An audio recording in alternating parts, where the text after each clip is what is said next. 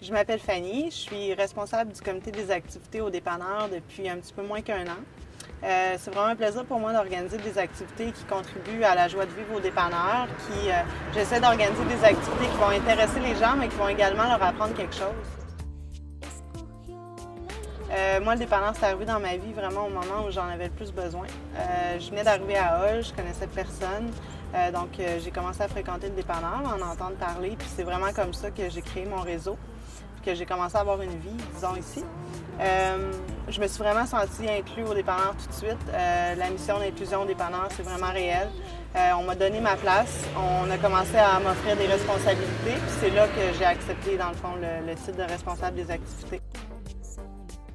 Le cœur du dépanneur, c'est vraiment les repas communautaires.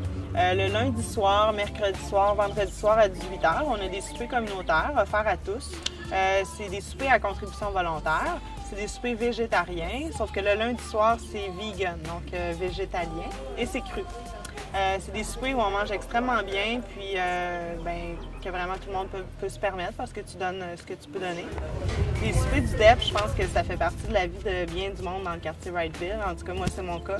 C'est des soupers vraiment rassembleurs où on peut partager avec les gens, on discute. C'est comme une grosse famille dans le dépanneur, puis c'est un endroit vraiment sans jugement où tout le monde est bienvenu, puis on accueille tout le monde. Donc, c'est vraiment quelque chose de magnifique à vivre. Un dimanche par mois au DEP, il y a également les brunchs. C'est vers midi, puis c'est encore une fois un repas à contribution volontaire. Le brunch du dimanche, c'est particulier parce que c'est sûr que les autres soupers, on invite les gens à venir donner la main à la pâte. Mais dans le cas du dimanche, on a vraiment besoin que les gens viennent s'impliquer parce que les autres repas, on a vraiment des bénévoles qui sont là pour ça, mais le dimanche, c'est plus difficile. Alors, c'est vraiment, les gens peuvent se lever de bonne heure le dimanche matin, une fois par mois, bien sûr, puis venir contribuer au brunch qui s'en vient. Puis, encore une fois, c'est une ambiance vraiment conviviale et agréable d'être ensemble pour célébrer la vie, je dirais. C'est ça, le dépanneur, un peu. C'est célébrer la vie, c'est partager, se rassembler, beaucoup d'amour.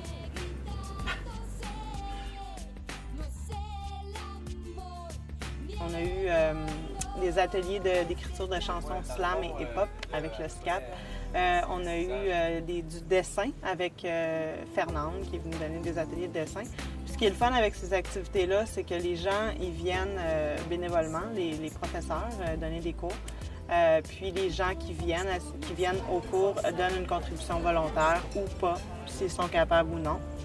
Il y avait aussi le dessin traçage qui existe depuis un long moment avec Eda, qui se trouve à être le mercredi, on trace des dessins, on calque des dessins c'est des dessins tirés de photos de personnes qui ont vécu des séismes, des famines, la guerre. Donc, tu es vraiment en train de dessiner quelque chose qui existe sur la planète. Donc, c'est une activité de sensibilisation, conscientisation. Puis en même temps, c'est très méditatif. Rendu à l'hiver, j'ai organisé un cours d'initiation à la couture. Donc, c'est Suzanne, une couturière d'expérience qui vient montrer aux gens les bases de la couture, comment filer leur machine, etc.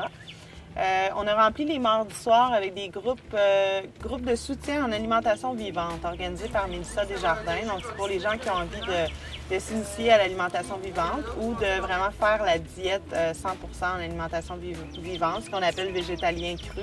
Le vendredi puis le samedi, c'est réservé à des gens qui veulent venir offrir quelque chose au dépanneur. Donc, le vendredi soir, on garde ça souvent plus pour des conférences ou des ateliers de discussion. Les samedis soirs, c'est des soirées artistiques, donc plus des spectacles de musique, des gens de la relève qui veulent venir donner un show.